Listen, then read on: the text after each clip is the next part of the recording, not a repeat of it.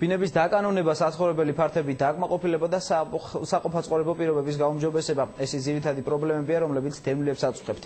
დევნილთა და განსახლების მინისტრი იძულებით გადაადგილებულ პირებს ყოველდღიურ რეჟიმში ხვდება და მათ პრობლემებს ეცნობა. ხვედრება განაპირობა ის, რომ ჩვენ მივიღეთ სრული ინფორმაცია მათი პრობლემებისა და მათი საჭიროებების შესახებ, ხოლო ისინი თავის მხრივ ღებულობენ ინფორმაციას იმის შესახებ, თუ რა დროში და რა ასე ვთქვათ, როგორ შეიძლება გადაწყდეს მათი პრობლემები. და ამან განაპირობა მნიშვნელოვანწილად ისიც, რომ ჩვენსა და დევნილებს შორის ნდობამ დაიწყო, ასე ვთქვათ, აღდგენა. 20 წელია ვართ დევნილები და პირველი რაღაც სასწაული მოხდა, რომ მიგიღო მინისტრმა ღმერთმა გაახაროს ასეთი თვილი შეხედვისთვის. დამაიმედა, რომ მე ბერძენის სახლში ვცხოვრობ და რაცხნაირად მომიგვარებს ამ პრობლემას, რომელსაც მრავალშვილიანი ოჯახი ვარ და გარეთ არ გამოვყრიან შვილი.